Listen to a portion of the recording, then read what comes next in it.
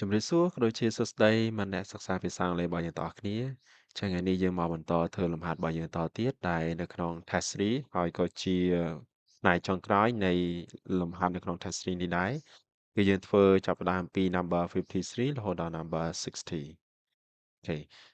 កុំឲ្យខាត់ពេលយូរតោះឥឡូវយើងមកធ្វើលំហាត់របស់យើងទាំងអស់គ្នាអូ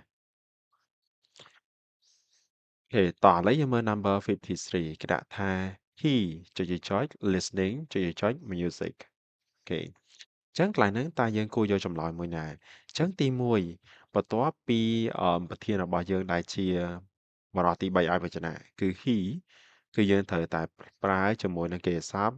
ដែលមាន s អូខេដោយសារអីនៅក្នុងទម្រង់ present simple របស់យើងរំលឹកគ្នាឡើងវិញបន្តិច present simple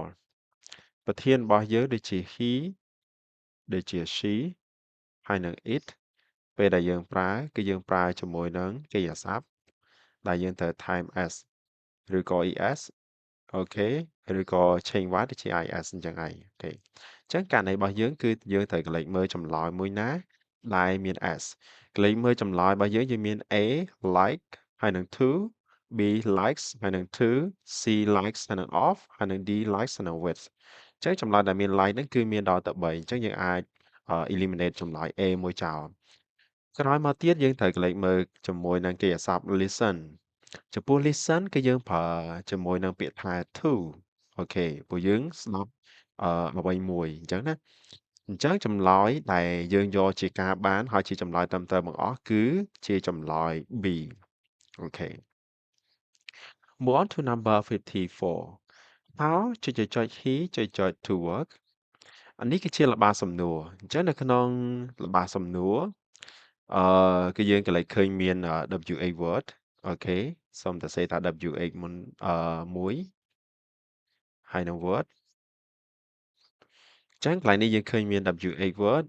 បន្តមកទៀតអីដែលត្រូវមានគឺពពួក auxiliary verb ដែល auxiliary verb របស់យើងនៅទីនេះគឺសំដៅទៅលើអឺ do អូខេឬក៏ does ហើយ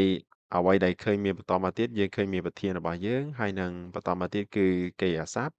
ហើយកិរិយាសព្ទហ្នឹងគឺជាទម្រង់ដើមដែលយើងហៅថា base form អូខេអញ្ចឹងអឺហើយក៏មិនភ្លេចដែរគឺ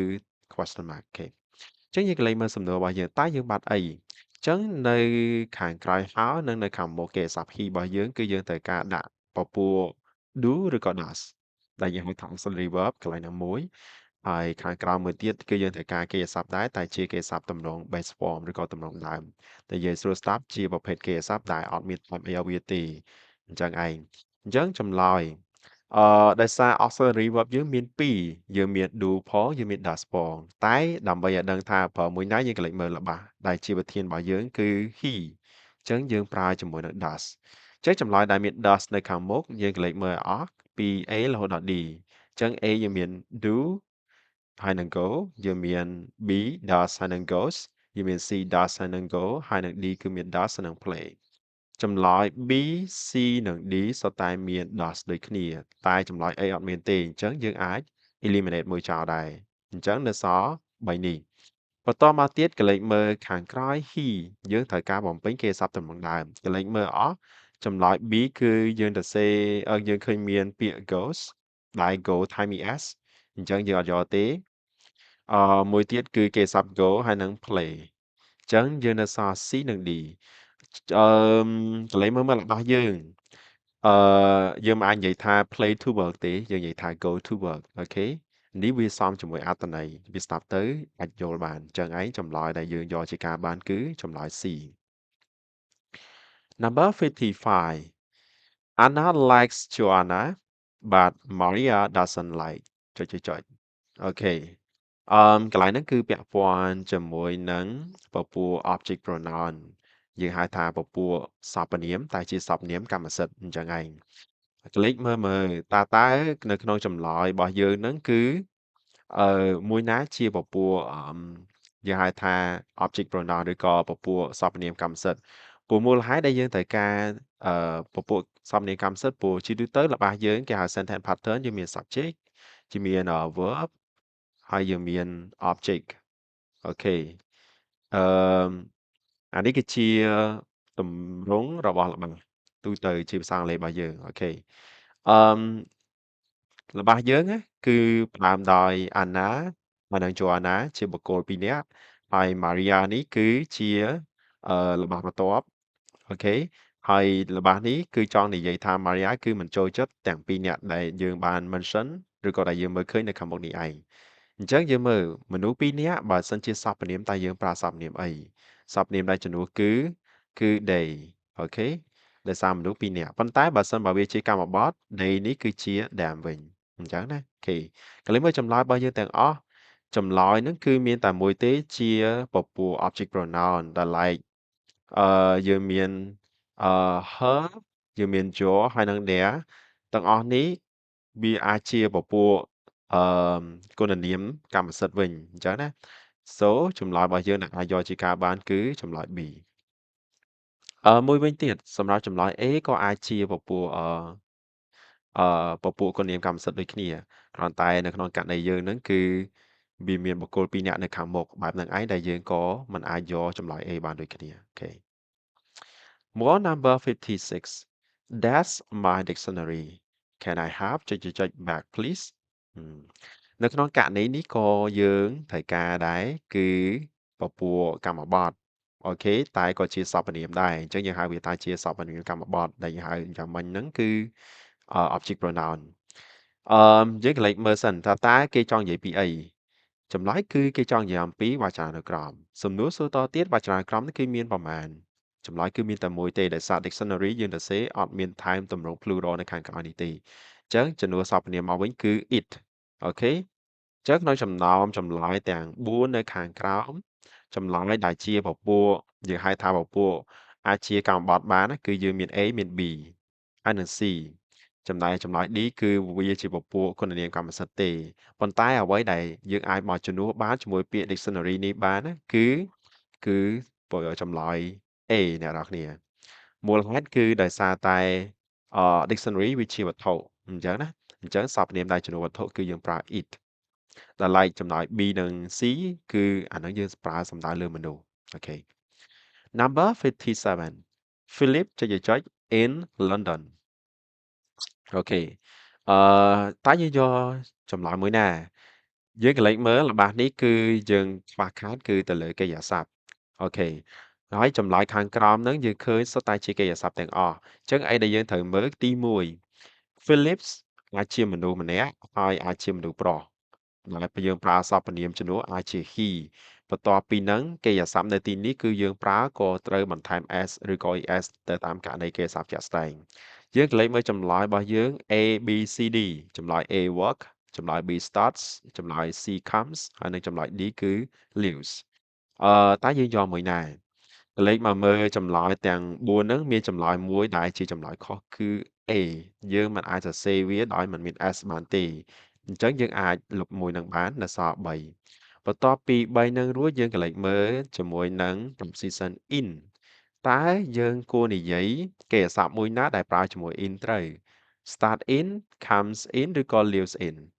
ចម្លើយដែលយកជាការបានគឺចម្លើយ D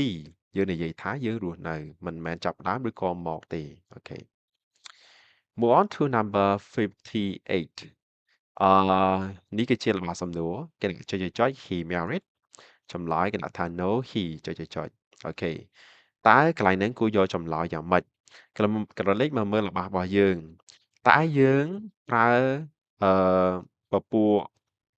គេហៅថា auxiliary verb អ្វីជាមួយនឹងសំណួរបែបនេះយើងកន្លែងមើលឃើញបែបនេះគឺជាទូទៅគឺយើងមាន to be ហើយបន្តមកទៀតគឺយើងប្រើជាមួយនឹងប្រធានរបស់យើង subject ហើយបន្តមកទៀតគឺយើងអាចប្រើនៅខាងក្រោយគឺជាពពួកគុណនាមតែយើងហៅថា adjectives អូខេ married កន្លែងនេះគឺជាគុណនាមទេអញ្ចឹងណាអញ្ចឹងសំណួរគឺផ្ដើមដោយ to be ហើយនៅពេលយើងឆ្លើយមកវិញក៏យើងប្រើ to be ដែរប៉ុន្តែនៅពេលដែលយើងឆ្លើយស្របឬក៏បដិសេធគឺយើងឆ្លើយទៅតាមនឹងឯងមានន័យថាបើសិនជា yes he is តែបើ no គឺ he isn't អូខេអញ្ចឹងយើងមើលចម្លើយតើចម្លើយមួយណាផ្ដើមដោយ to be យើងមានចម្លើយ A is ហើយនិង doesn't B does ហើយនិង isn't C is ហើយនិង isn't ចំណែក D គឺ does ហើយនិង is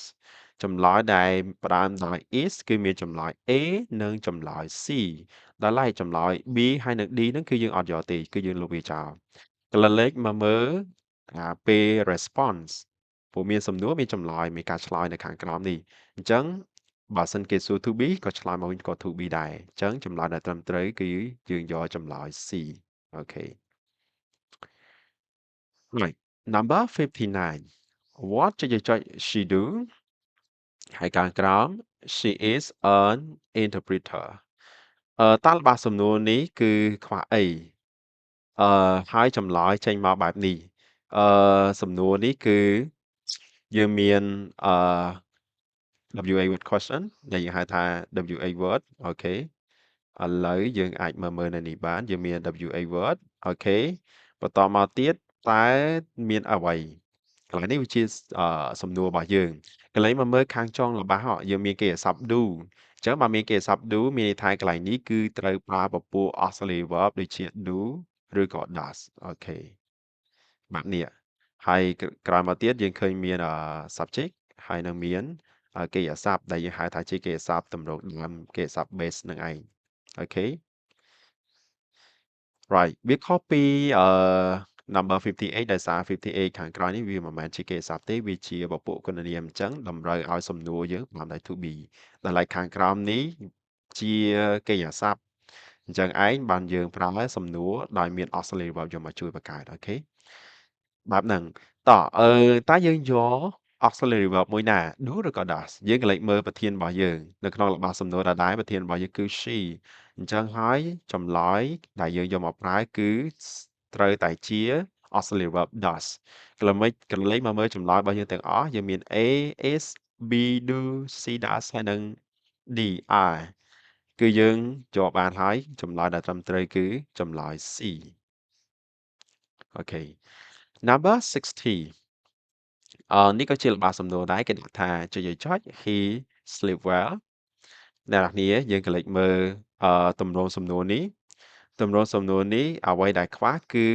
អត់មាន WA word ទេប៉ុន្តែអ្វីដែលដាក់គឺពពួក auxiliary verb ក៏លេចមកមើល number 59របស់យើងវិញកន្លែងហ្នឹងគឺស្រដៀងគ្នាខុសគ្នាគ្រាន់តែសំណួរ number 59របស់យើងគឺអត់មានគឺមាន WA question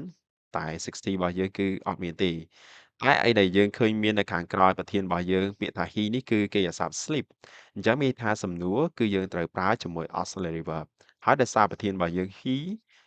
ចម្លើយដែលយើងយកមកប្រើគឺជាចម្លើយ D គឺយើងប្រើ does អូខេ